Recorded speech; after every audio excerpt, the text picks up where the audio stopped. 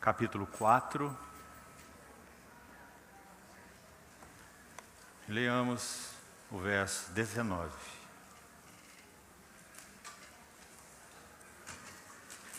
Gálatas 4, 19.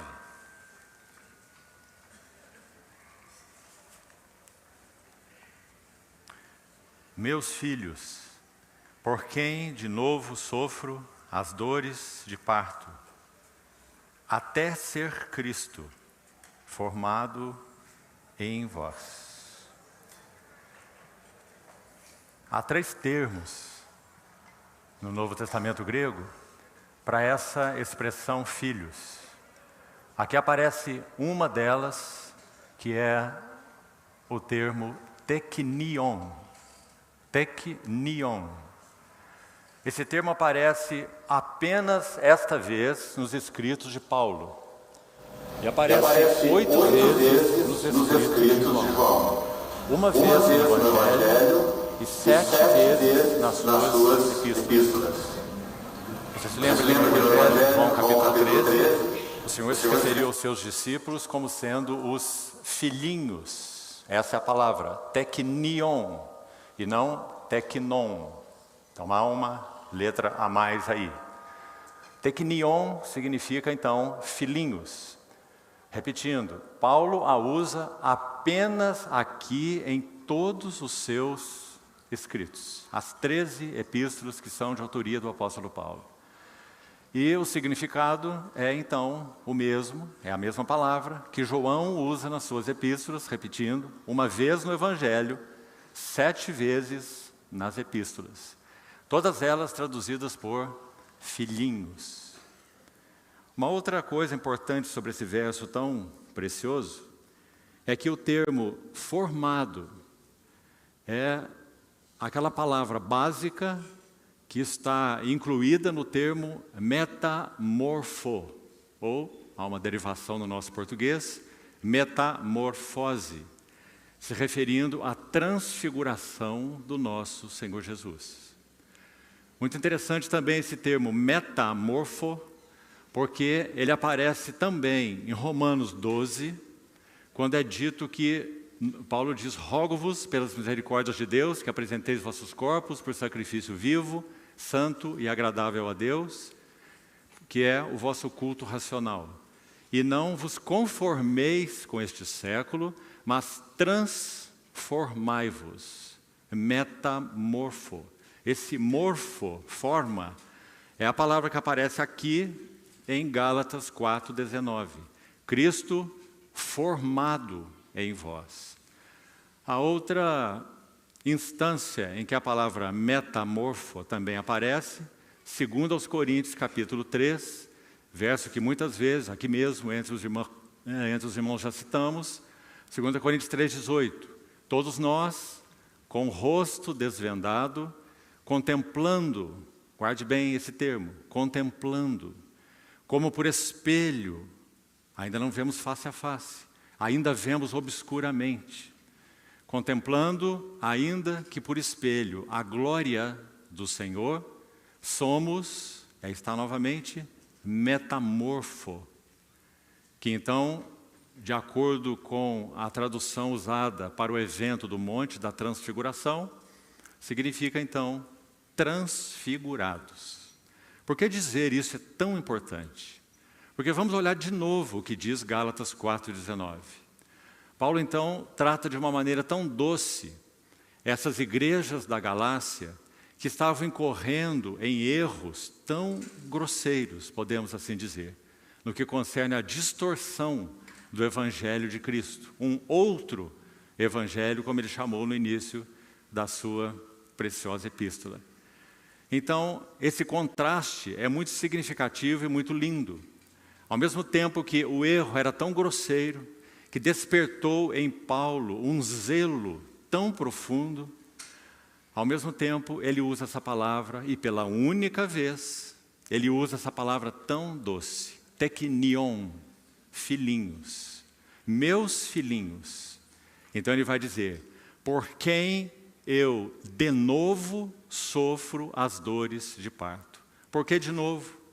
Meus irmãos, Nunca qualquer assembleia do povo do Senhor pode ser gerada sem dores de parto. Não é gerada por teologia, simplesmente, por doutrinas, sejam elas quais forem.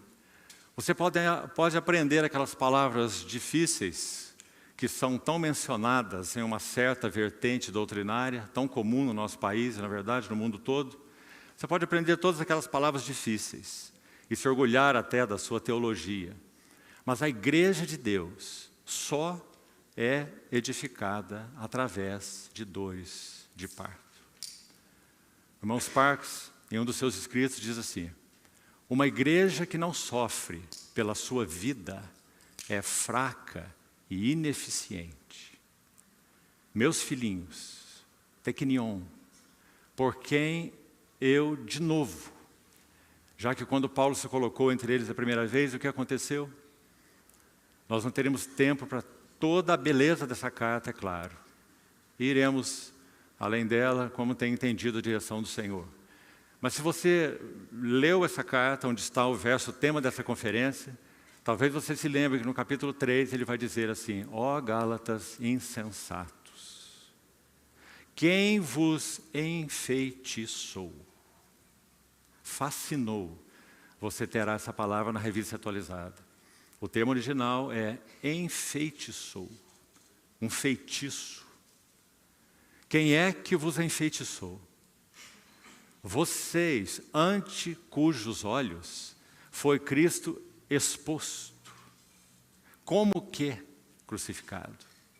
Meus amados irmãos, quanta clareza o apóstolo Paulo tinha sobre aquilo que, escrevendo aos Coríntios, ele disse que decidiu nada saber, senão a Jesus Cristo, pessoa gloriosa, e este crucificado, pessoa e obra do nosso Senhor Jesus. Tão clara era essa visão na mente, no coração, no espírito de Paulo, que então ele ousa para com esses Gálatas que estavam sofrendo as distorções relacionadas ao Evangelho, e já veremos algo do porquê, ele usa essa expressão tão séria: Gálatas insensatos, quem vos enfeitiçou? Diante dos vossos olhos, Cristo foi exposto como que crucificado. A ideia é como se eles estivessem visualizando na pregação e no ministério de Paulo o valor imenso, tanto da pessoa quanto da obra do nosso Senhor Jesus. Então, se você se lembra, ele segue assim: vocês começaram no Espírito, tendo vós começado no Espírito, estáis agora vos aperfeiçoando na carne? Meus irmãos, o que significa essa carga de Paulo nessa epístola tão importante? Nem mesmo há saudação na introdução dessa epístola. O irmão Scroggie, William Scroggie, que escreveu aquela obra tão importante, graças ao Senhor já traduzida em português, o Desvendar ou Descortinar, o Drama da Redenção, ele sugere que, baseado em estudos profundos e sérios, que a vida do apóstolo Paulo foi dividida em 3 grandes períodos. E, coincidentemente, 3 períodos de 11 anos cada um. No primeiro período de 11 anos, Paulo estava relendo as Escrituras, que ele conhecia tão bem, como sendo um hebreu de hebreus e, quanto à lei, um fariseu. Primeiros 11 anos de silêncio.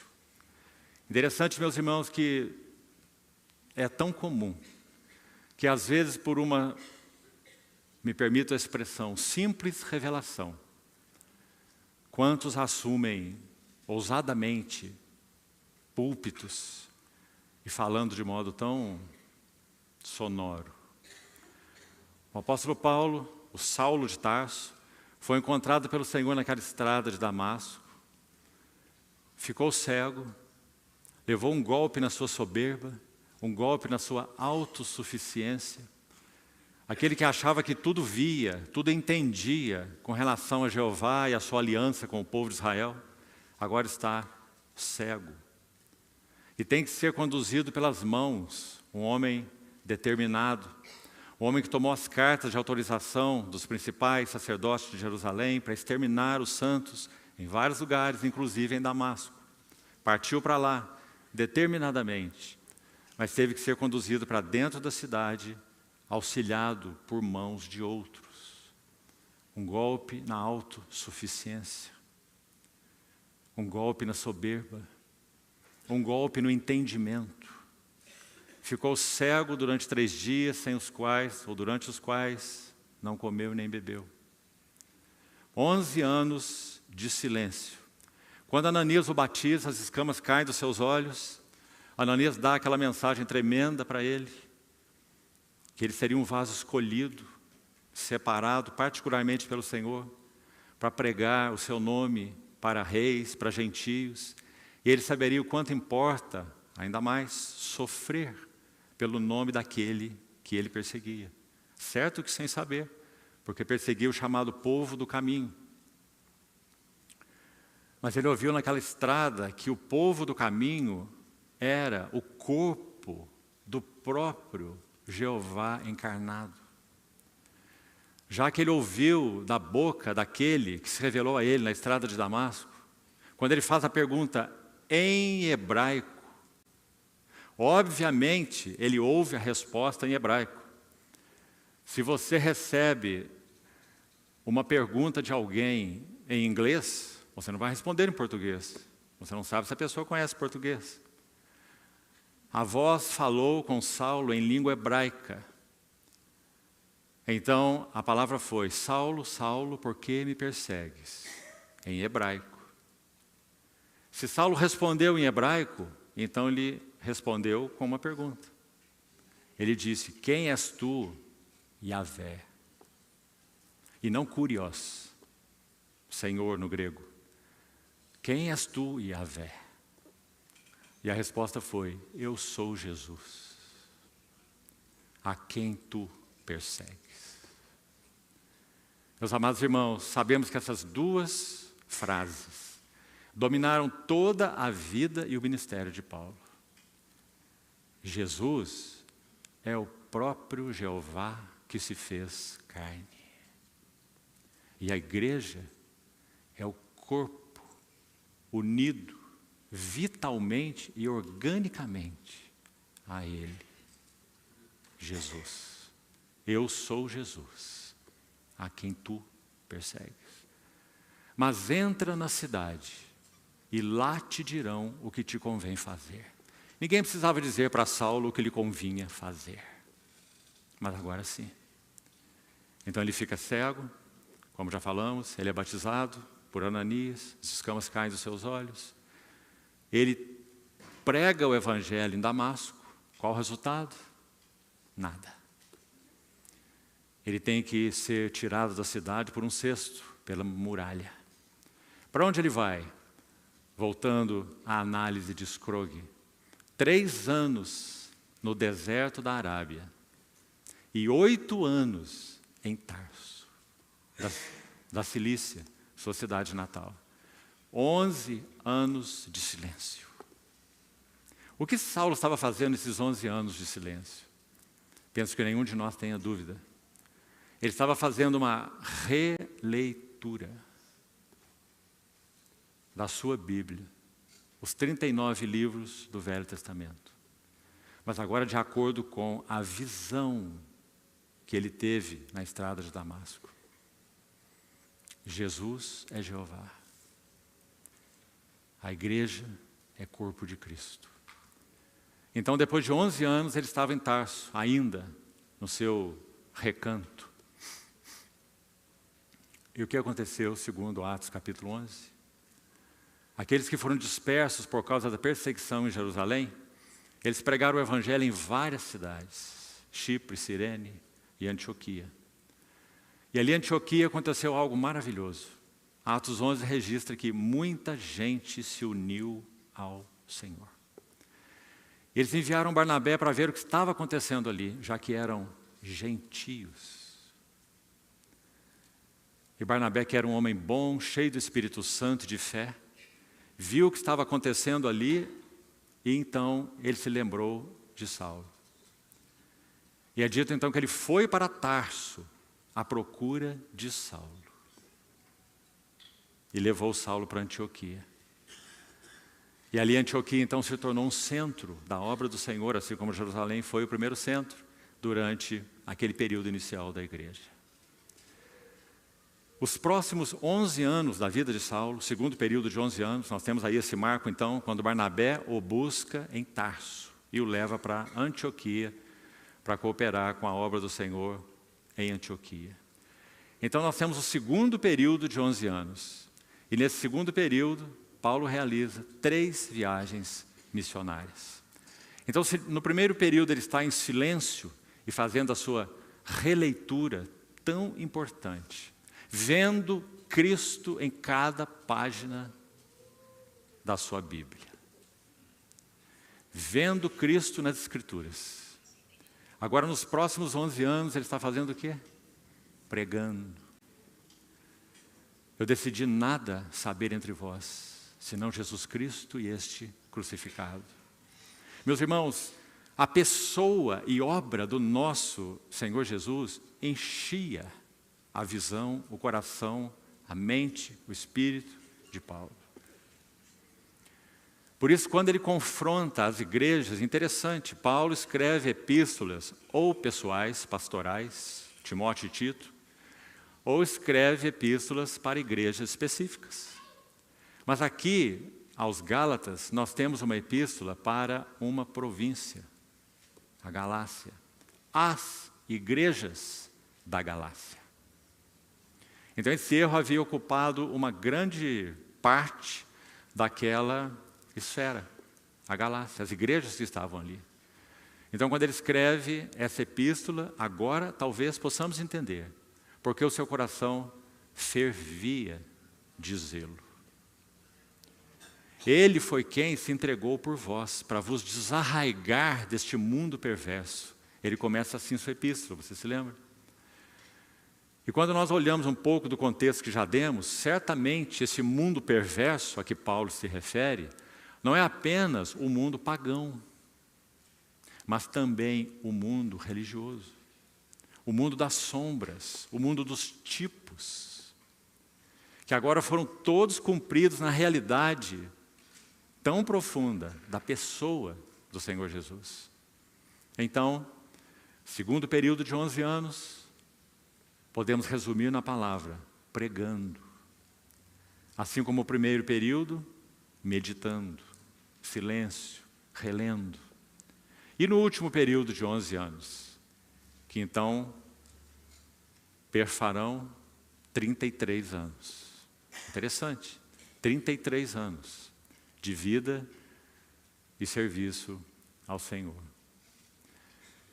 No último período, a maioria dos anos, 11 últimos, ele esteve preso. Qual palavra será que resumiria esse último período de 11 anos?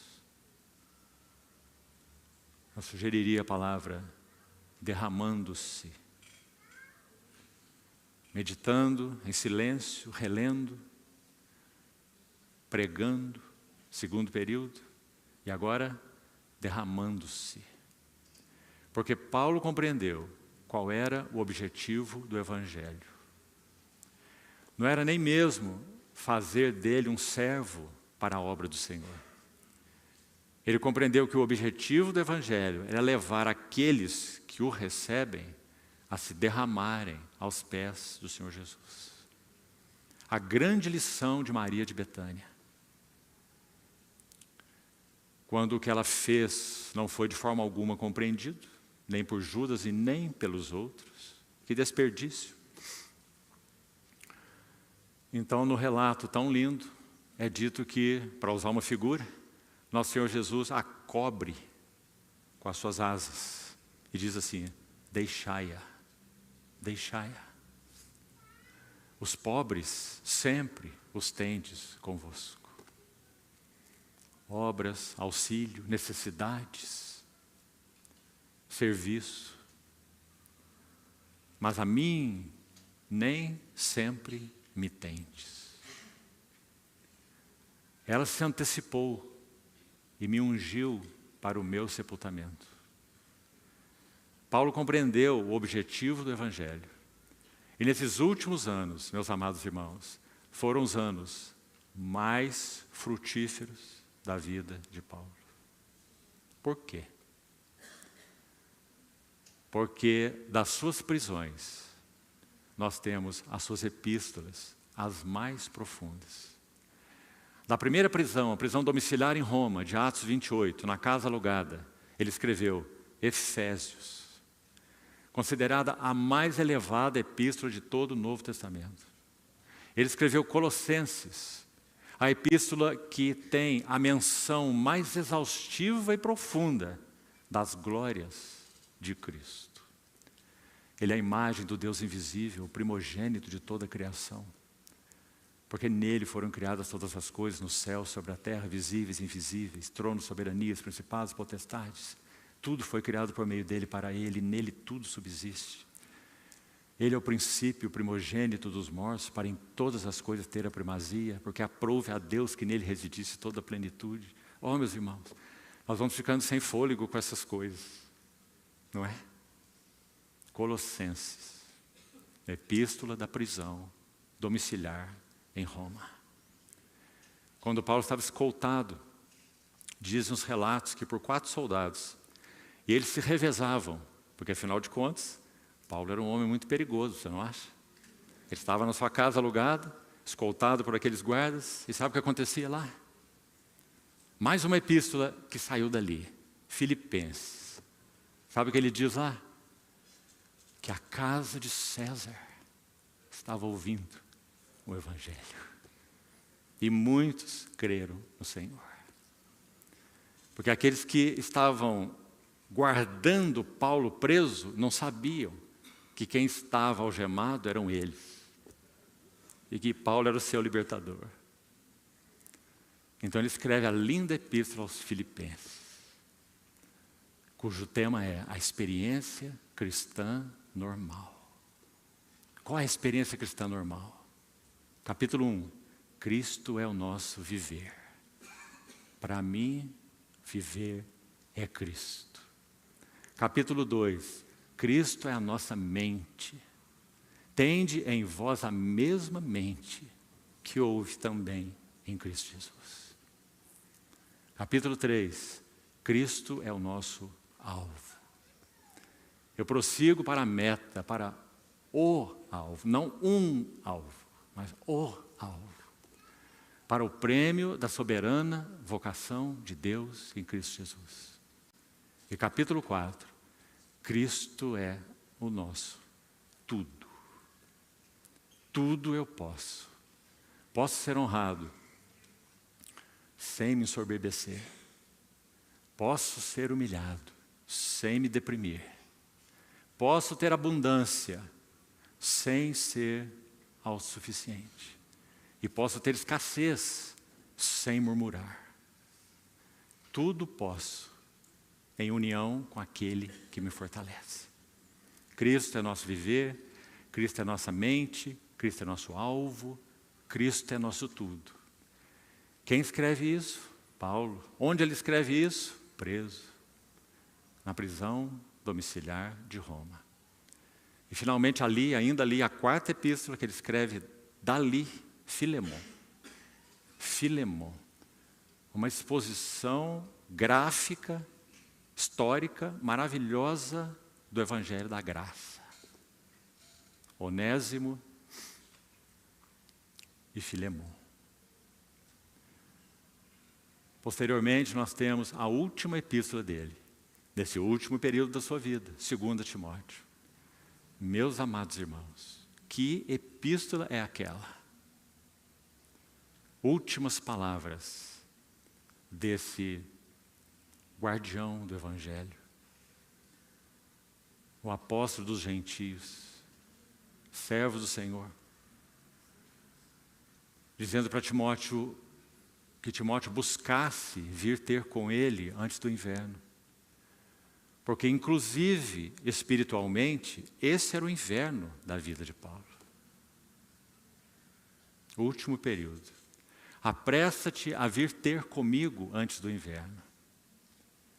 traze a minha capa que deixei em Troade, e os livros, especialmente os pergaminhos.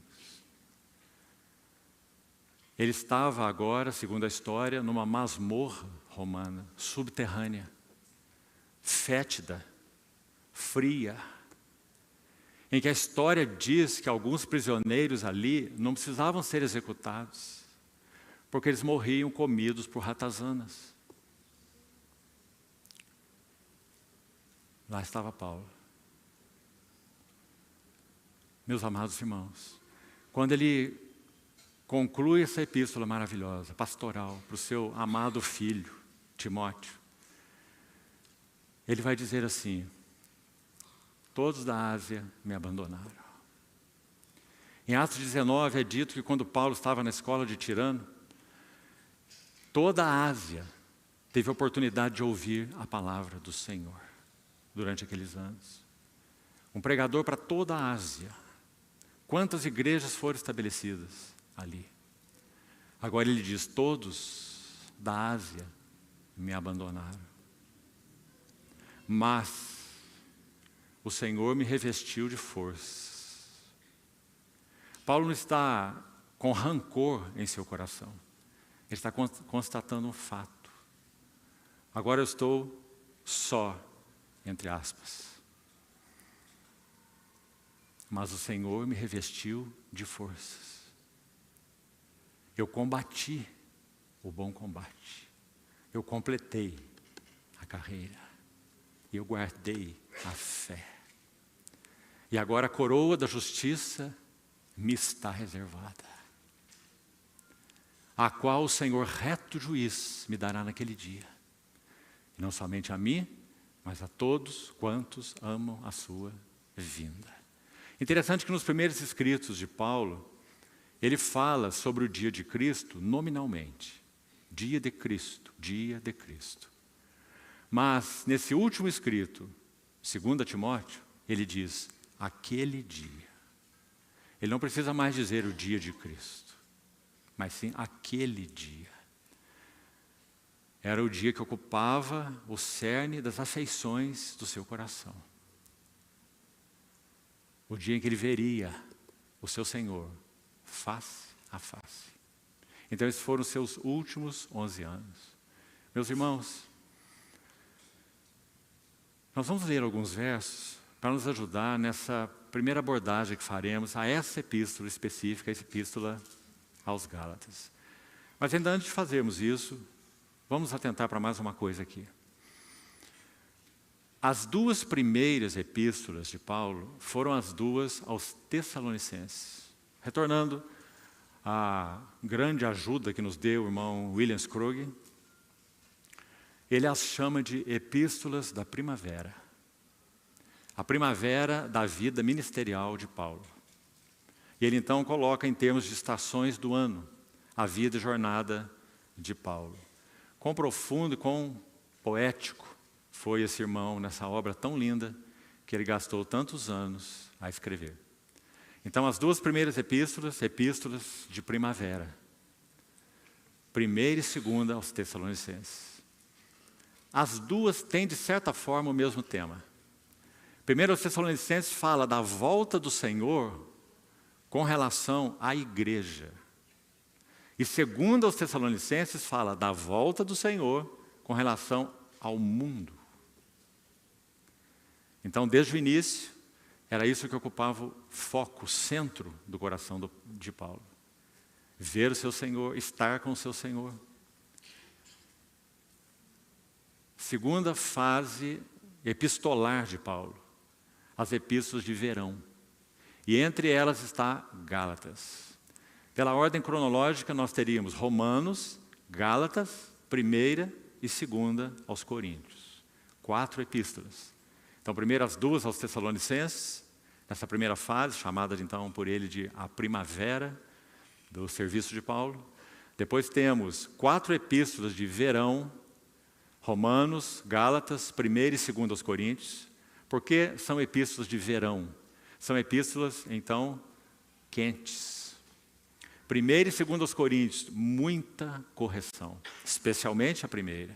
Gálatas, toda a epístola, encharcada com o zelo fervente do apóstolo Paulo, para com as igrejas da Galácia, tendendo a irem pelo caminho de um falso evangelho.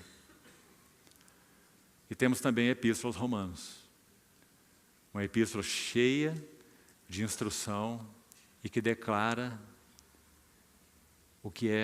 qual é o conteúdo do evangelho de Cristo. Depois nós temos as epístolas de outono, próxima estação. E são exatamente aquelas 4 que ele escreveu na prisão domiciliar de Roma: Efésios, Filipenses, Colossenses e Filemon. E por último nós temos as 3 epístolas do inverno da vida e serviço de Paulo. 1 Timóteo, também pela ordem cronológica, 1 Timóteo, Tito e a última, 2 Timóteo. Então essa é a ordem dos escritos de Paulo.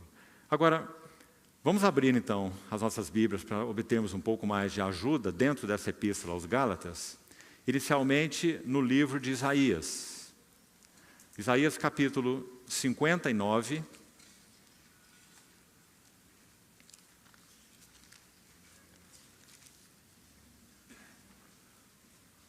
Vamos ver os versos 14 e 15.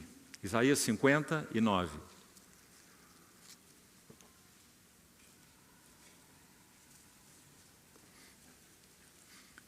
Isaías também, com seu zelo profético, fervente pelo nome do Senhor, chamando o povo ao arrependimento, escreve assim: pelo que o direito se retirou e a justiça se pôs de longe. Note agora essa expressão: porque a verdade anda tropeçando. Uma outra versão traduz de outra forma o termo original, a mesma ideia na verdade, mas com uma palavra mais significativa talvez em português. E é a palavra cambaleando. A verdade, como se estivesse bêbada, a verdade anda cambaleando pelas praças. E a retidão não pode entrar. Sim, a verdade sumiu. Preste atenção. A verdade sumiu. E quem se desvia do mal é tratado como presa. O Senhor viu isso e desaprovou o não haver justiça. Então, destacando 2 expressões novamente. Primeiro, a verdade anda cambaleando pelas praças. E segundo, verso 15, a verdade sumiu. Agora vamos voltar. Vamos primeiro a um salmo também, para nos ajudar um pouco mais. Salmo 11. Salmo 11, versículo 3. Um verso muito conhecido que diz assim: destruídos os fundamentos, que poderá fazer o justo? Destruídos os fundamentos, que poderá fazer o justo? Agora vamos ao livro de Gálatas, a epístola de Paulo aos Gálatas, e vamos ver como Paulo menciona essa questão da verdade aqui nessa epístola. Capítulo 1, leamos os versos 6 a 9 inicialmente. Veja o fervor do zelo de Paulo pela verdade do Evangelho. Ele inicia assim: admira-me, assombra-me, que estejais passando tão depressa daquele que vos chamou na graça de Cristo. Vamos fazer uma pequena pausa aqui. A epístola aos Gálatas se divide em 3 seções. Capítulo 1 e 2 tem uma ênfase particular na graça. Já estamos vendo aqui desde o início a menção dessa palavra. Graça é o foco dos 2 primeiros capítulos, Gálatas 1 e 2. Depois o capítulo 3, que inicia com a expressão que já citamos: ó Gálatas insensatos, quem vos fascinou? Do capítulo 3, verso 1, então, até o capítulo 5, verso 14, a ênfase, 5, verso 15, a ênfase é liberdade. E aí precisamos compreender muito bem o que é liberdade. Qual o significado de liberdade e para qual liberdade nós fomos chamados. Então, um precioso texto, capítulo 3, verso 1, repetindo, até o capítulo 5, verso 15, a ênfase é liberdade. Essa é a grande palavra aqui, a grande ênfase.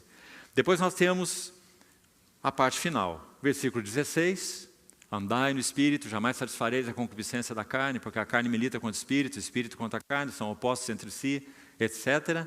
Até o final, o tema dessa última sessão, santidade. Olha essa combinação, graça, veja como isso não pode ser invertido. Graça, liberdade e santidade. A liberdade que temos em Cristo é fruto da graça, e o resultado dessa liberdade, fruto da graça, é sempre santidade. Qualquer liberdade que não resulte em santidade, não é a liberdade que Cristo nos libertou. E não é a liberdade para a qual nós fomos chamados. E isso, então, é muito importante que nós saibamos. Meus irmãos, uma informação que creio ser relevante, já que mencionei esse tema nesse momento. Talvez eu faça mais tarde de novo. No final do século passado, século XX, ouça isso com atenção, especialmente os primeiros 20 anos do século passado, século XX, e esses 25 anos atuais desse século XXI. No final, então, do século passado, surgiu um movimento conhecido. O nome desse movimento não foi dado por eles mesmos, foi dado por outros, mas eles abraçaram esse nome que lhes foi dado. Esse movimento surgiu, então, nos Estados Unidos e se chama Hyper Grace Theology. Teologia da hipergraça. Irmão, só há uma graça na Bíblia. É a graça de Cristo pela qual nós fomos chamados. Não há hipergraça. Agora, o que é que esse chamado, então, movimento da hipergraça prega? Seus pregadores e mestres ensinam. E creio que seria bom começarmos por essa nota de advertência aí, antes de seguirmos com o texto que estamos lendo em Gálatas capítulo 1. Porque é o que Paulo faz. Você não viu? Assombra-me, admira-me, que estejais passando tão depressa daquele que vos chamou na graça de Cristo para outro evangelho, o qual não é outro. Não é assim que segue o texto? Senão que há alguns que vos perturbam e altera o conteúdo, o significado do Evangelho de Cristo. Então, o que essa Hyper Grace Theology anuncia? Primeira coisa, ouça, irmão, e você talvez vá se perguntar, mas será que isso é capaz de arrastar discípulos que professam o nome de Cristo? E a resposta é, evidentemente sim. Porque ela apela para as cobiças e paixões do homem. E você vai entender por quê. Primeira coisa que eles ensinam. Se a morte de Cristo, veja a sutileza, se a morte de Cristo, eficaz, perfeita, na cruz do Calvário, derramando seu precioso sangue, cobriu todos os nossos pecados, passados, presentes e até mesmo futuros. Isso é verdade, irmão. Isso é o que a Bíblia ensina.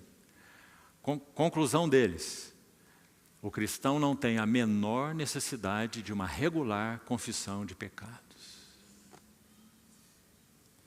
Mas então na Bíblia deles e na nossa, também está escrito, 1 João 1,9, se confessarmos os nossos pecados, o pombinho veio nos assistir hoje. Se confessarmos os nossos pecados, Ele é fiel e justo. Se confessarmos. Ele é fiel e justo para nos perdoar os pecados e nos purificar de toda injustiça. Bem, eles teriam que fazer algo com esse versículo, você não acha? Senão teria que arrancá-lo da Bíblia. Sabe o que eles dizem? Surpreendentemente, irmãos. Eles dizem que João, os escritos de João, não foram escritos para cristãos.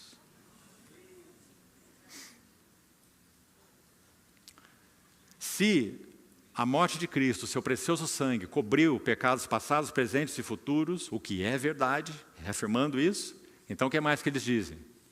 Eles dizem que a conduta ética é irrelevante para a vida cristã, já que tudo foi perdoado. Viva como quiser, faça o que quiser, tudo está perdoado. Sabe qual é o grande lema, então? E esse lema é um lema que eles estabeleceram? Vamos colocar, então, entre aspas, abrindo e fechando aspas. O lema é: a graça cobre tudo. A graça cobre tudo. Resultado desse movimento. Primeiro, antinomianismo. Anti, contra. Nomos, lei. Contra a lei. Antinomianismo. Isso significa, viva a maneira que você quiser. Tudo que você fez, faz ou fará, está debaixo do sangue que te remiu, que te perdoa. A graça cobre tudo. Seguindo o texto de Gálatas capítulo 1, onde paramos, verso 6. Verso 7 agora. O qual não é outro, esse outro evangelho não é outro, senão que há alguns que vos perturbam e querem perverter o evangelho de Cristo. Vamos chamar atenção também para essa palavra perverter. Veja que interessante. Ela é usada em alguns lugares do Novo Testamento também e deixa muito claro que é essa perversão que é citada aí. Então, vou citar um exemplo, os irmãos, Atos 2:20. Quando Pedro está pregando no Pentecostes, ele cita o profeta Joel e, citando o profeta Joel, que lá no original está em hebraico, claro, ele cita ali em grego, Atos 2:20, e diz assim: o sol se converterá em trevas e a lua se converterá em sangue. Então, essa palavra converter aí é exatamente a palavra perverter que Paulo está usando aqui. Então, o que seria perverter o evangelho de Cristo? Seria converter o evangelho em algo que ele não é. O sol não é trevas. As trevas não são sol. Mas o sol se converterá em trevas e a lua em sangue. Então, perverter o evangelho de Cristo. Vamos ver até o verso 9. Mas ainda que nós, ou mesmo um anjo, um mensageiro, vindo do céu, vos pregue evangelho, que vá além do que temos pregado, seja reprovado, seja amaldiçoado, seja anátema. Assim, como já dissemos, e agora repito, se alguém vos prega evangelho que vá além daquele que recebestes, seja anátema. Agora, irmãos, vamos fazer ainda um contraste que pode ser de ajuda para nós aqui. Qual é a diferença de tônica entre a Epístola aos Gálatas e a Epístola aos Colossenses? Você sabe que a Epístola aos Colossenses também é uma epístola muito forte. Mas a diferença de influências é distinta. Na Epístola aos Gálatas, a influência é, sobretudo, basicamente total, do judaísmo, apenas judaísmo. Guarde isso, aos Gálatas. Então, Paulo vai combater de frente a questão dos preceitos cerimoniais, não da lei moral, como diz a Hyper Grace.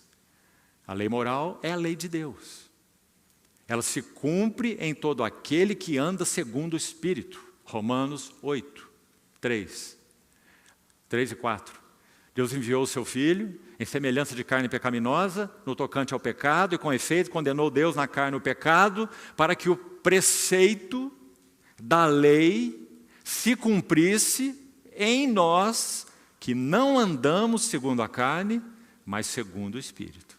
Então, andar segundo o Espírito é cumprir os preceitos da lei pelo Espírito, como nosso querido irmão já enfatizou na reunião anterior.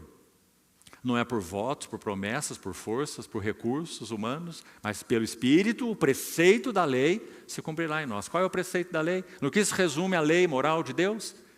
Amarás o Senhor teu Deus de todo o teu coração. Esse é o preceito da lei que se cumpre naqueles que andam segundo o Espírito.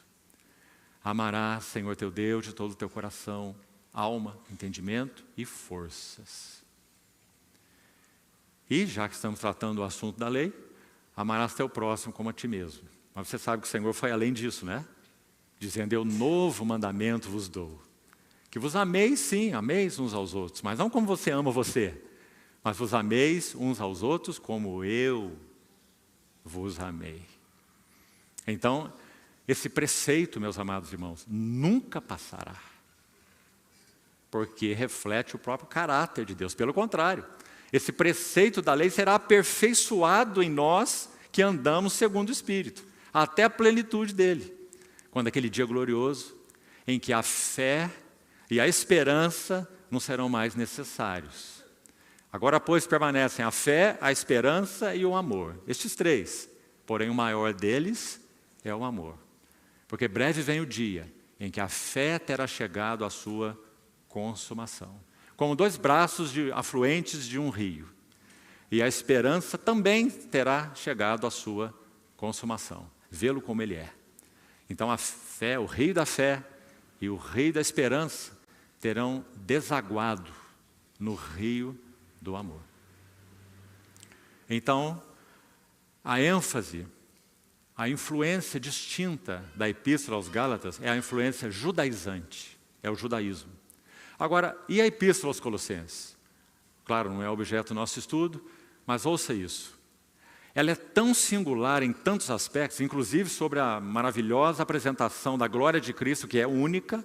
Hebreus tem uma apresentação maravilhosa também nos primeiros 4 versos, muito preciosa, muito profunda, 7 glórias de Cristo, mas não é tão extensa quanto a apresentação aos Colossenses.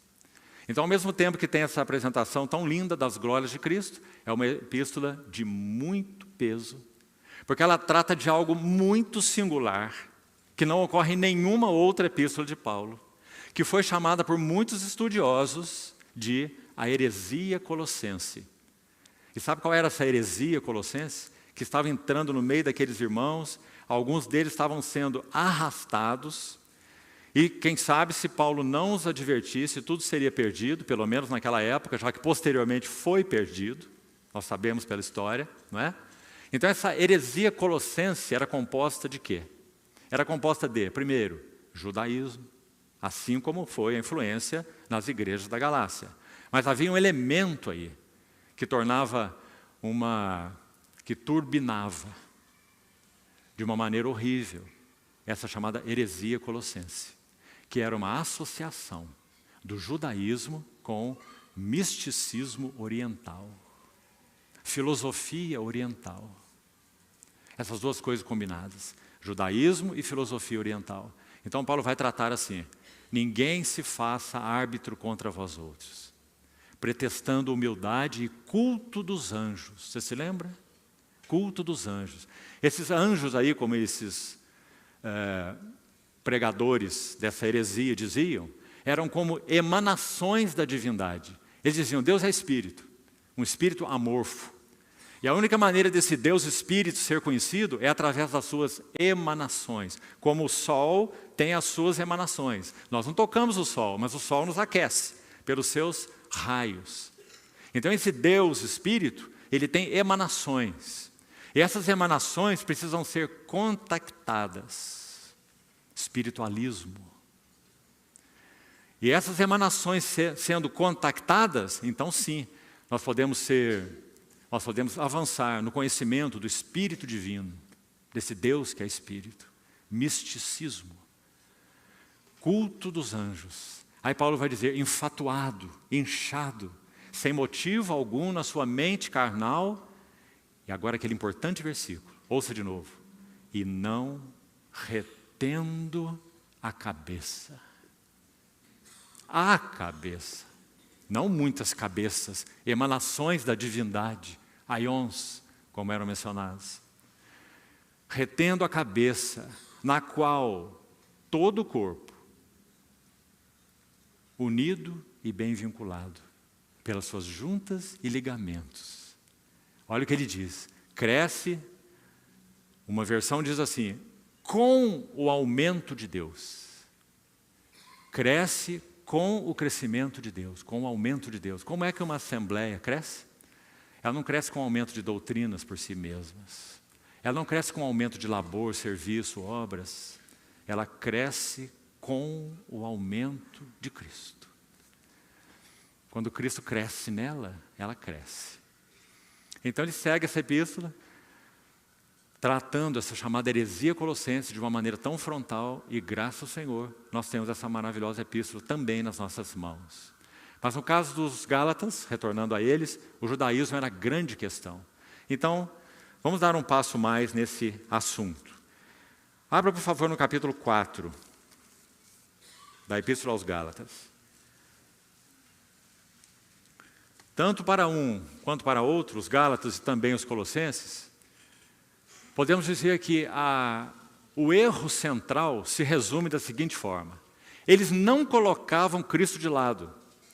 Não era Cristo não é, ou Cristo não serve. Muito menos o sacrifício de Cristo seria espúrio, ineficiente, ineficaz. Nada disso.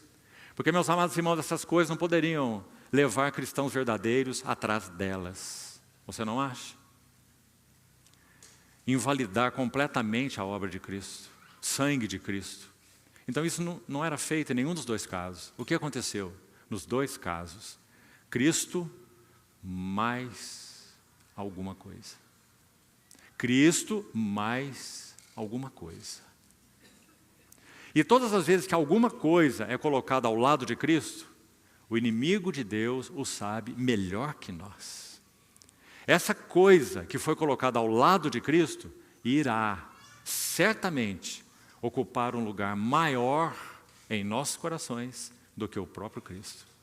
Então vamos tentar parafrasear a luta dos Gálatas e também dos Colossenses da seguinte forma: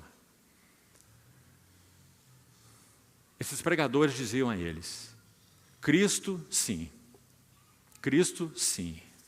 mas se você quiser ser aperfeiçoado, se você quiser avançar, por isso Paulo usa o termo no capítulo 3, aperfeiçoando na carne, aquilo que eles achavam que era um aperfeiçoar no espírito, Paulo o lia, o entendia como um aperfeiçoar na carne.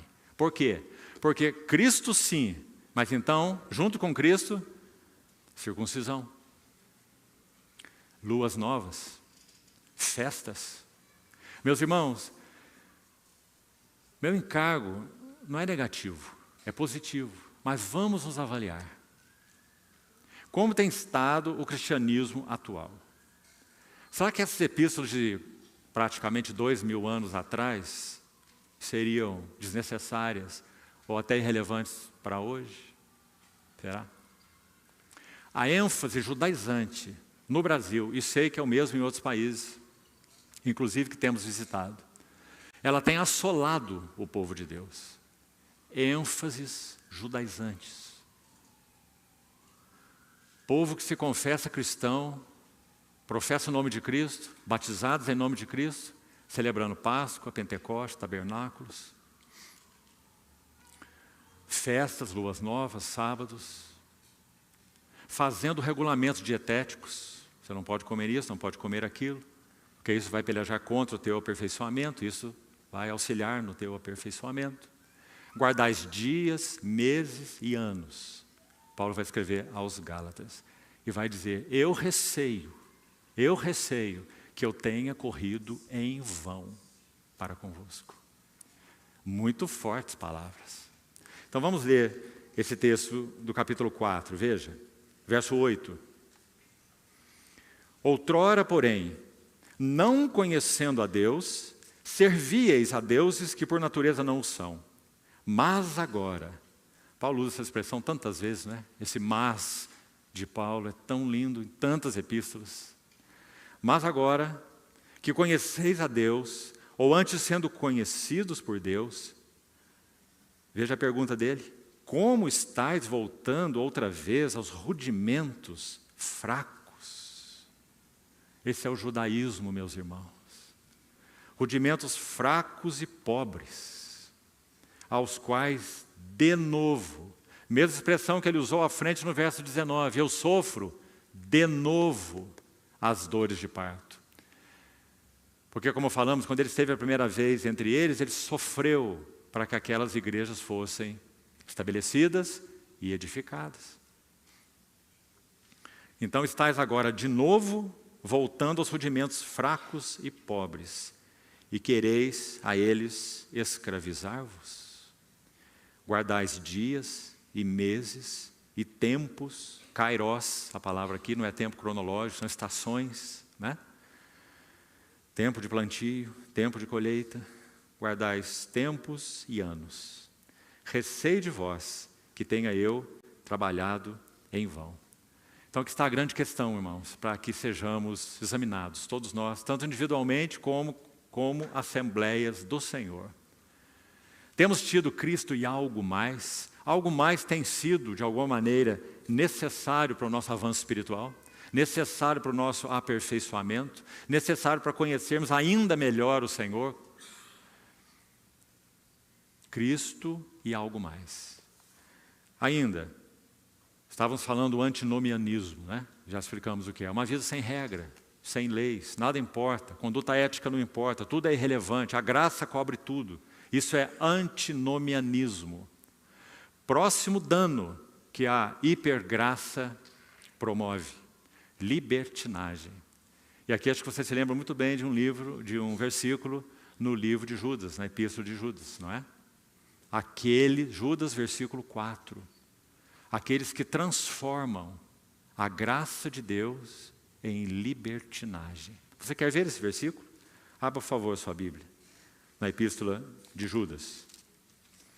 Versículo 4. Certos indivíduos se introduziram com dissimulação. Olha esse termo, dissimulação. Um disfarce, né? Sutil, sorrateiro. Os quais desde muito foram antecipadamente pronunciados para esta condenação.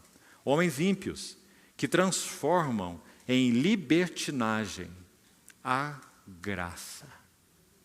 Exatamente o que Paulo está confrontando na epístola aos Gálatas. Libertinagem a graça do nosso Deus e negam o nosso único soberano e Senhor, Jesus Cristo. Antinomianismo, libertinagem. Agora vamos para uma nota positiva. O texto de Isaías, que lemos, 59, adverte que a verdade está cambaleando nas praças. O mesmo profeta de Deus, com seu fogo e zelo, no capítulo 28, ele faz, versos 10 e 13, ele faz duas declarações basicamente repetidas e muito importantes, e que então vão nos livrar desse desequilíbrio quanto às verdades de Deus. Meus irmãos, o irmão Nie dizia isso, em mais de um dos seus escritos ele disse isso, irmão Watchman Nee. Toda verdade de Deus, ouça bem, toda verdade de Deus tem a sua contraparte. Ou colocado de outra forma, toda verdade tem dois lados.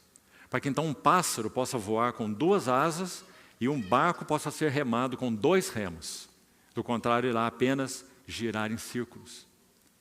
E isso é verdadeiro extremamente com relação às verdades da palavra de Deus.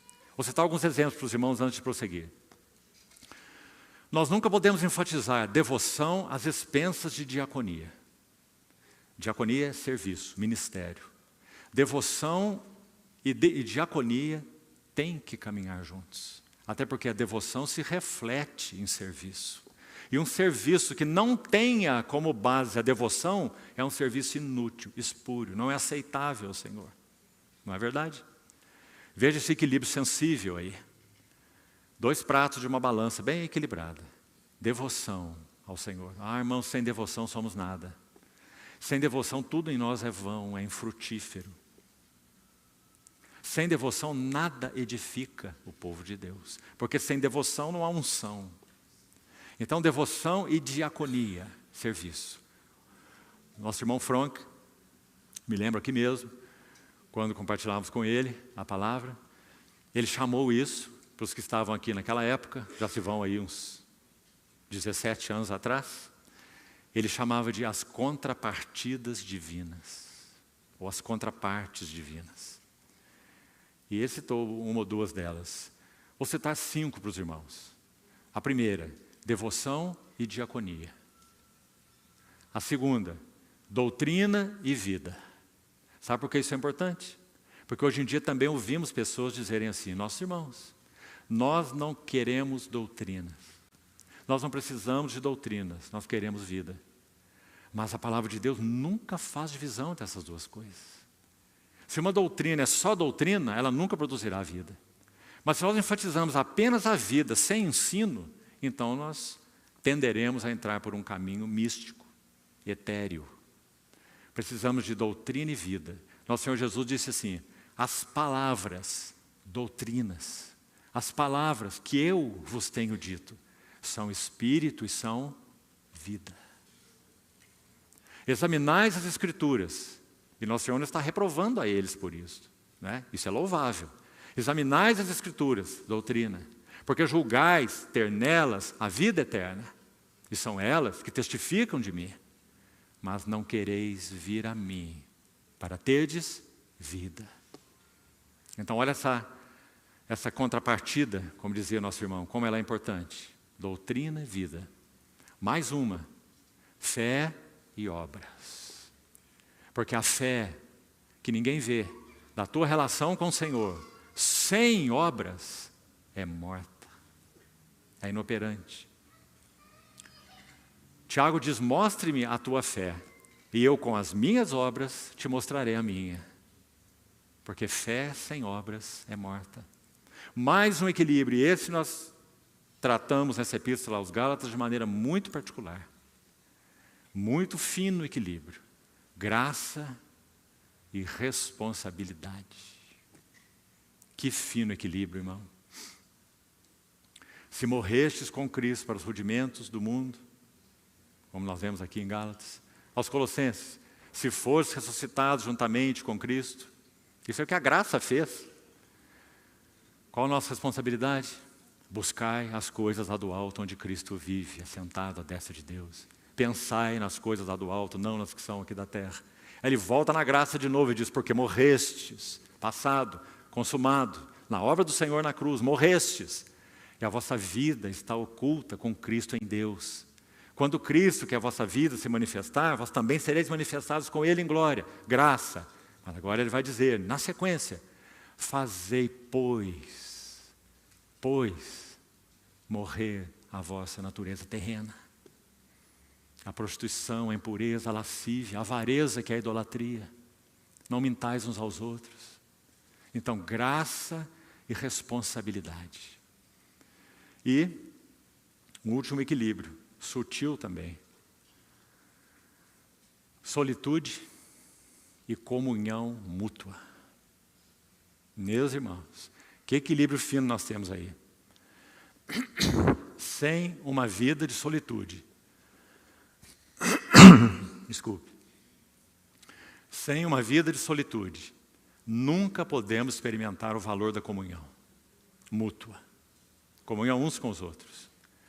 A base, a fonte, o fundamento da nossa vida de comunhão mútua é a nossa vida de solitude. A sós com Deus. O nosso altar pessoal. Se o altar pessoal não é robusto, a comunhão mútua é obsessiva, absorvente, dominadora. Solitude e comunhão mútua. Um servo do Senhor, também do século passado, já foi mencionado aqui outras vezes, o Dietrich Bonhoeffer, foi condenado à morte pelo próprio Hitler, executado 3 meses antes do final da Segunda Guerra Mundial. Ele tem uma linda obra sobre solitude. E a obra se chama Vida em Comunhão. Então ele vai dizer assim: quem não conhece a solitude, ou a sós com Deus, não está preparado para a comunhão. Mas também ele diz: quem não conhece o valor da comunhão mútua, também não está preparado para a solitude. Que lindo, meus irmãos. Uma coisa leva à outra. A solitude fortalece, é a base da comunhão mútua. Há um verso tão importante em 1 Coríntios 9, 19, 1 Coríntios 9, 19, quando Paulo vai falar sobre o zelo dele pelo Evangelho.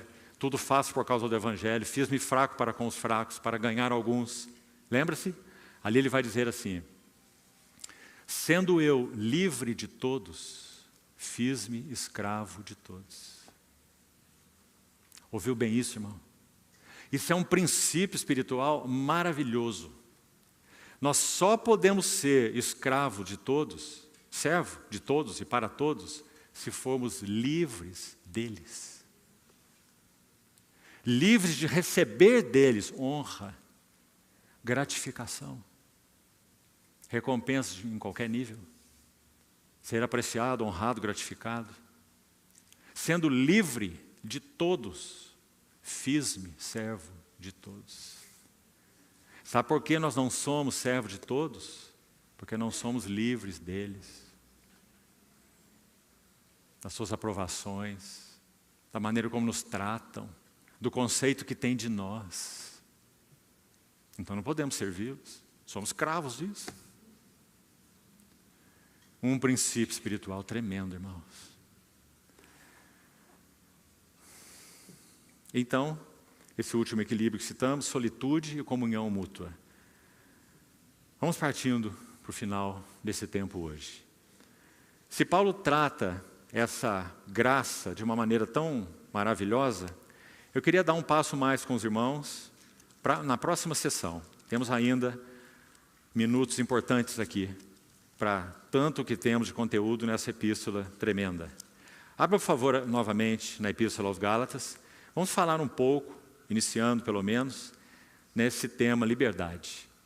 2 versos são chaves nessa segunda sessão. Graça, então, é o termo da primeira sessão, a graça de Cristo. Ele conclui a primeira sessão, verso 21, então, falamos que são os 2 primeiros capítulos, não é?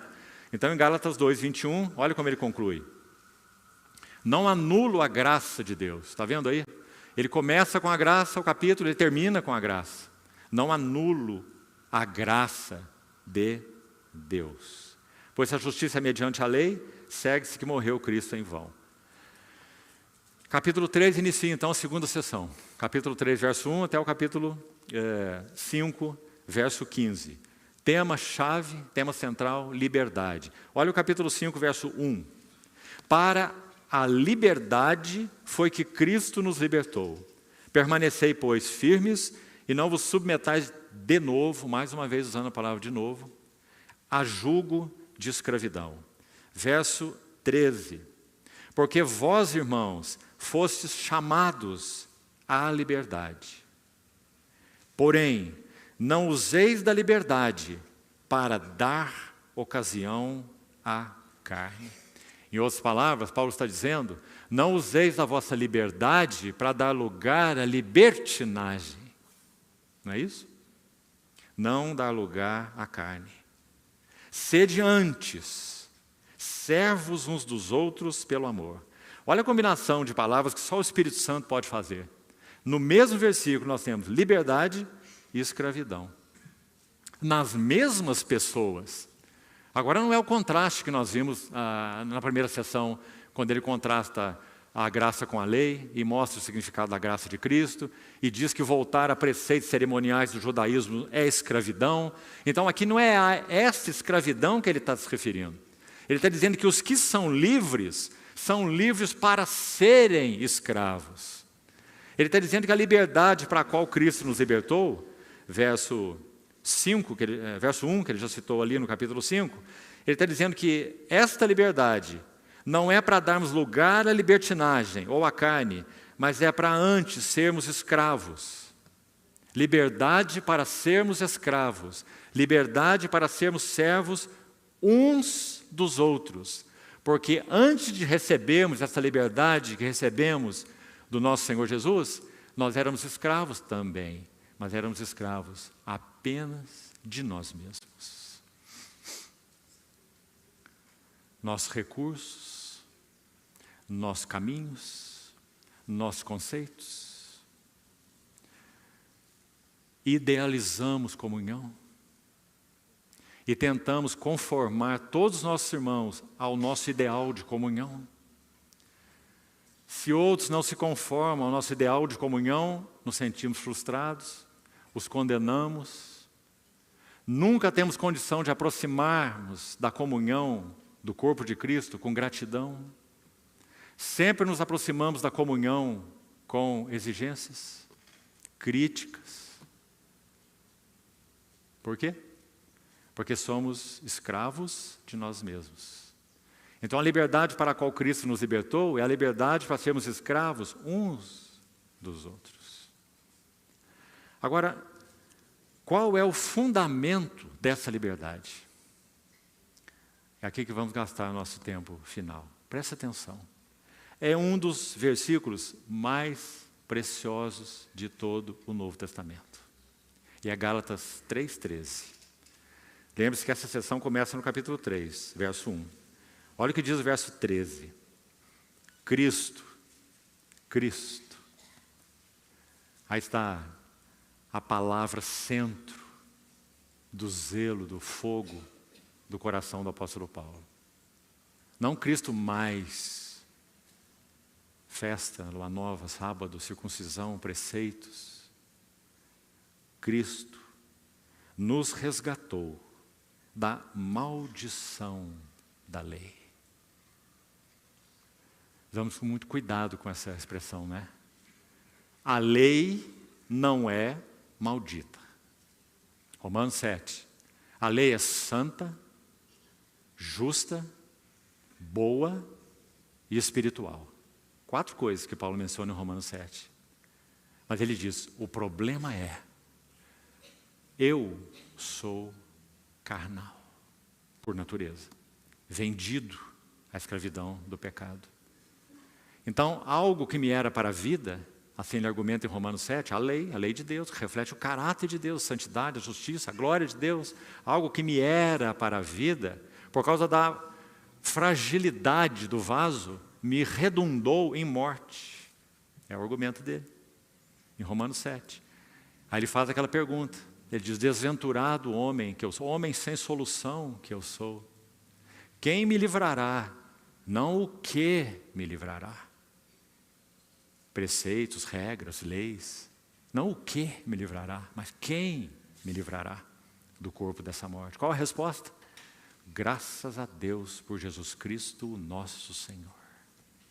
Então, Cristo nos resgatou da maldição da lei, fazendo-se Ele próprio se fez maldição em nosso lugar. Você percebe que é um dos versos mais fortes do Novo Testamento, não é? Está claríssimo. Está dizendo que Ele se fez um maldito por nós.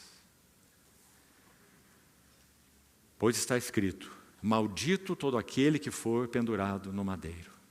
Vamos agora atentar para isso aqui.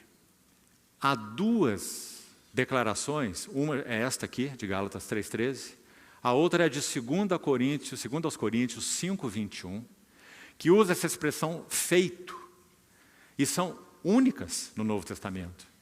E são, meus irmãos, tão ricas e tão importantes. 2 Coríntios 5,21 diz assim, aquele é um acraseado, porque o sujeito aí, se você ler o verso anterior, é Deus.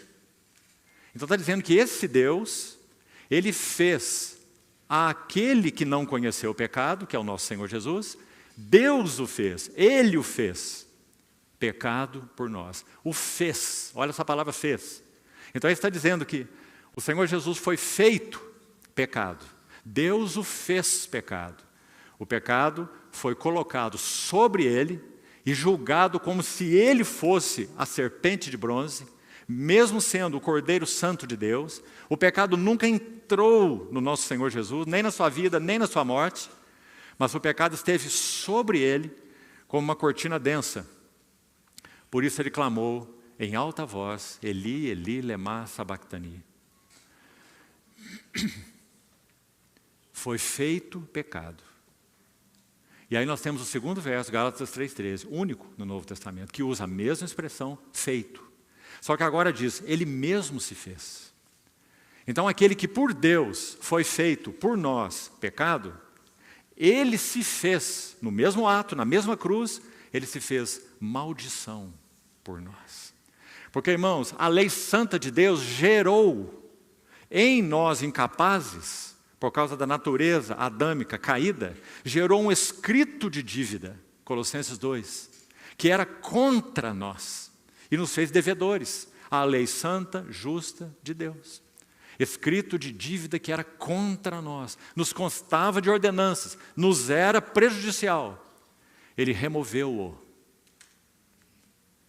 em si mesmo, encravando na cruz. Então, foi feito pecado e foi feito maldição. Gostaria de meditar um pouco nessas duas coisas para concluirmos esse tempo da manhã. Primeira coisa, foi feito pecado. Meus irmãos, me permito dizer isso novamente? Estou certo que em outro tempo juntos já reforçamos isso. Parece que quando nós nos convertemos, nós temos uma atenção primária, e isso é bom, sendo chamada para as epístolas. Queremos, afinal de contas, conhecer o que é o Evangelho de Paulo em Romanos, a gloriosa apresentação da carreira cristã em Hebreus, as glórias de Cristo em Colossenses, a glória da igreja em Efésios, não é? Muito bom. Mas me parece que à medida que vamos avançando, nossa atenção, nossas afeições, nosso coração, vai sendo chamado de um modo muito particular para os 4 evangelhos. Sabe por quê?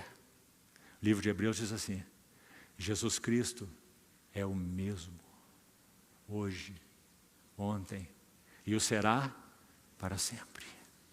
Esse que nós vemos jornadeando, tocando o leproso, falando as palavras, cansado naquele meio-dia para aquela mulher, recebendo aquela unção de Maria de Betânia.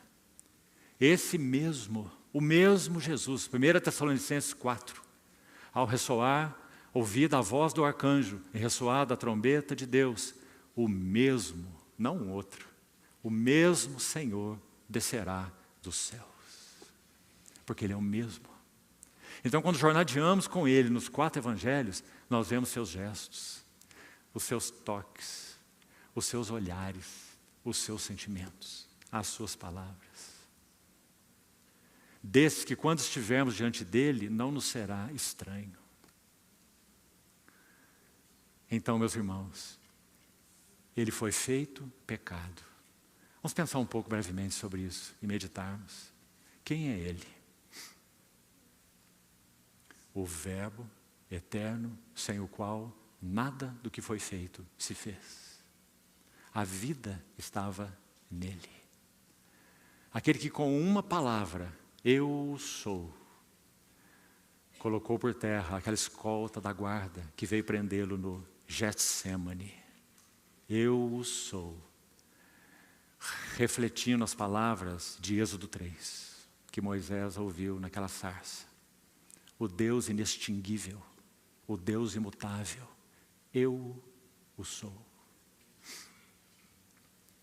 Quando ele estava no final de sua vida, feito pecado, quando ele estava no final da sua jornada, foi aprisionado, estava na casa do sumo sacerdote, você conhece a história. Pedro e João estavam lá no pátio, naquele fogareiro. Pedro nega o Senhor sai daquela arguição. Pedro não pode contactá-lo e nem o Senhor a Pedro. Então é dito que ele olha Pedro de longe, sem nenhuma palavra. Pedro sai e chora amargamente, porque ele se lembra da palavra do Senhor, que tocava a fraqueza dele, que ele não compreendia, não entendia, nem admitia. Eu irei contigo até a morte. Então ele se lembra da palavra do Senhor. Antes que o galo cante, tu me negarás 3 vezes. Então nosso Senhor vai primeiro para a casa de Anás, depois para a casa de Caifás, tudo que você já sabe. Na casa de Anás, ele é coberto com um capuz, que tinha 2 finalidades. A primeira é uma declaração de pena de morte, dizendo, esse homem não mais verá a luz, não é digno de ver a luz. Terminou para ele. Mas tinha uma segunda finalidade. Quando esse capuz foi colocado sobre o rosto do Senhor, é dito que os guardas o esbofeteavam. Ele foi feito pecado. Os guardas o esbofeteavam e ele não poderia se defender. Ele estava encapuçado. Ele não poderia esboçar nenhuma reação. Depois ele foi entregue para Pilatos e o destaque que eu queria fazer. Pilatos o envia para Herodes.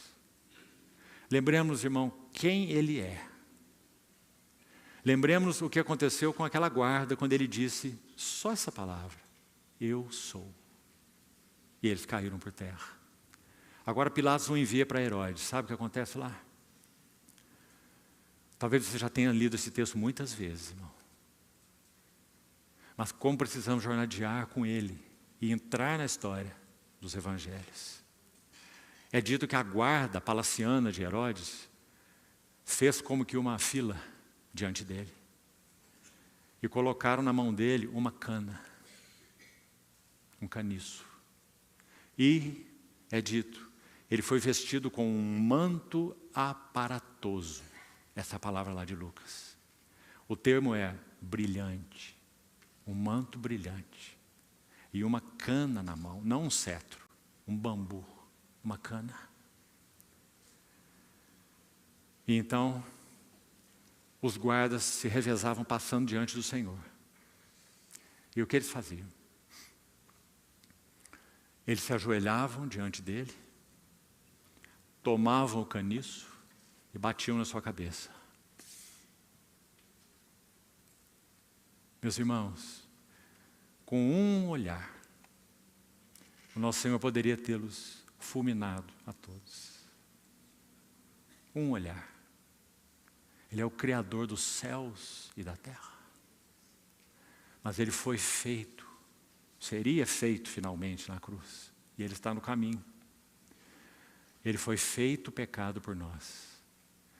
Herodes foi julgado pelo Senhor sem nenhuma palavra. Até mesmo para Pilatos, o Senhor pronunciou algumas palavras. Você se lembra? Meu reino não é deste mundo. Se meu reino fosse daqui, meu pai se empenharia por mim, enviaria ministros para me salvar dessa hora. Mas quando ele entra na corte de Herodes, é dito assim: Herodes se alegrou muito ao vê-lo. Porque esperava que ele fizesse ali, na sua corte, algum sinal. Para que então pudesse recrear os dias tediosos de Herodes. Como se fosse um objeto de brincadeira da corte. Nosso Senhor Jesus não deu uma só palavra para Herodes. E vamos nos lembrar, Herodes foi o executor do precursor do nosso Senhor, o Batista. Então Herodes não obteve do Senhor nenhuma palavra e nenhum sinal. E foi coberto com aquele manto brilhante. Poucas vezes no Novo Testamento essa palavra é repetida, muito poucas vezes. Esse termo, aparatoso, para o manto que lhe foi posto. Sabe qual é a última menção dessa palavra? Apocalipse 22. Eu sou a raiz e a geração de Davi, a brilhante estrela da manhã. Meus amados irmãos, esse que foi feito pecado por nós, é a brilhante, se tornou a brilhante estrela da manhã. Foi vestido com aquele manto para zombaria. O caniço foi colocado na sua mão para zombaria. Os guardas se ajoelhavam diante dele e cuspiam na sua face. A mesma face que foi transfigurada no monte, seria desfigurada no caminho da cruz. O desfigurado é o mesmo transfigurado. Por quê? Aquele que não conheceu pecado, não conheceu pecado, Deus o fez pecado por nós, para que nele os injustos, os indignos, fossem feitos justiça de Deus. E agora um pouco sobre essa palavra maldito. Deuteronômio capítulo 21, versos 22 e 23, há uma legislação ali, que diz assim: se alguém for condenado à pena de morte, Deuteronômio, e por causa dessa condenação ele for pendurado em um madeiro, a ideia é enforcado, pendurado em uma árvore, o seu corpo não ficará ali até a noite, para que a terra não seja contaminada. Ele será retirado dali antes do anoitecer, como disse o texto, para que a terra não seja contaminada, porque todo o que for pendurado no madeiro é maldito de Deus. Isaías 53, quando descreve Nosso Senhor, diz que ele foi reputado como aflito, ferido de Deus e oprimido. Mas pelas suas chagas ou pisaduras é que nós fomos sarados. Por que essa legislação de Deuteronômio 21? O motivo, irmãos, é tão significativo. Esse corpo pendurado no madeiro, como é descrito aí, Deuteronômio 21, entre o céu e a terra, Nosso Senhor mencionou isso em João capítulo 12. Quando eu for levantado da terra, a todos eu atrairei a mim mesmo. Essa ideia de pendurar esse corpo entre o céu e a terra dizia explicitamente: esse indivíduo condenado à pena de morte, como está em Deuteronômio 21, ele é um indigno, tanto de viver na terra, por isso seus pés estão fora da terra, pendurados, quanto ele é indigno do céu, indigno da terra e indigno do céu.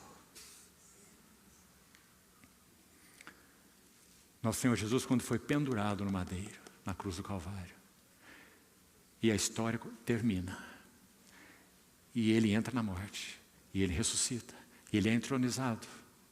Sabe o que é dito em Apocalipse 5? O cântico ao Cordeiro. Primeiro, é dito que um anjo forte, ele viu aquele livro selado por dentro e por fora com 7 selos. Então, este anjo forte faz a pergunta: quem é digno de abrir o livro e de desatar os seus selos? E o verso seguinte diz assim: ouça, irmão, nem na terra, nem no céu, nem debaixo da terra, ninguém foi achado digno de abrir o livro e desatar os seus selos. E João, registrando, ele continua: e por isso, e eu chorava muito, porque ninguém foi achado digno. Então ele ouve aquela voz: não chores, porque o leão da tribo de Judá, a raiz de Davi, venceu para abrir o livro e desatar os selos. Primeira pergunta do anjo forte: quem é digno? Depois, no mesmo capítulo, nós temos 2 respostas. A primeira resposta é dos 4 seres viventes e dos 24 anciãos. Sabe o que eles dizem? Digno és de tomar o livro e de desatar-lhe os selos, porque foste morto, pendurado entre o céu e a terra, maldito de Deus, considerado um homem indigno de viver na terra e um homem indigno de viver no céu. Digno és de tomar o livro e de desatar os selos, porque foste morto, e com teu sangue compraste para Deus os que procedem de toda tribo, língua, povo e nação. No mesmo capítulo agora, nós não temos apenas 4 seres viventes e 24 anciãos.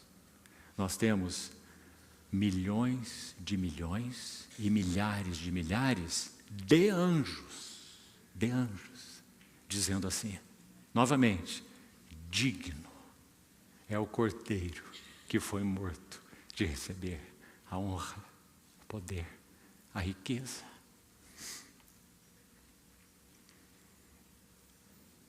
Amados irmãos, ele foi feito pecado e ele se fez maldito por nós.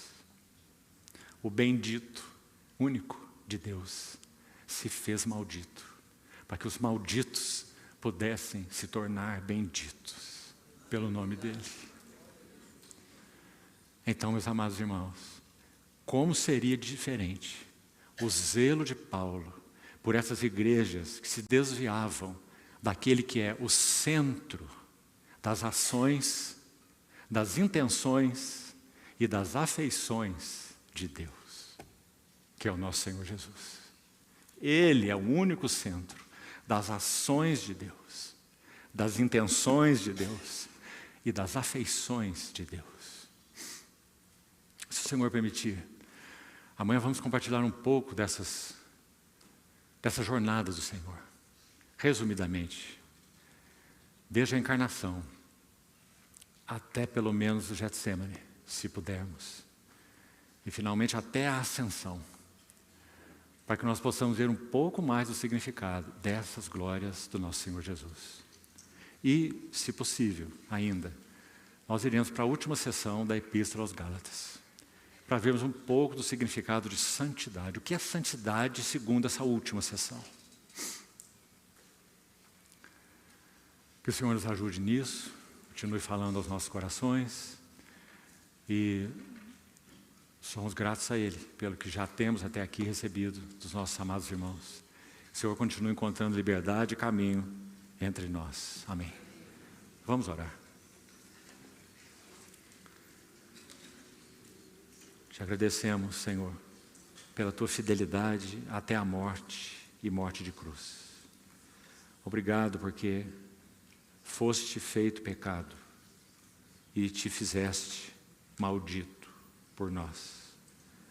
Honramos o Teu nome, Senhor, com nossas pobres palavras, porque realmente Tu és digno, eternamente digno.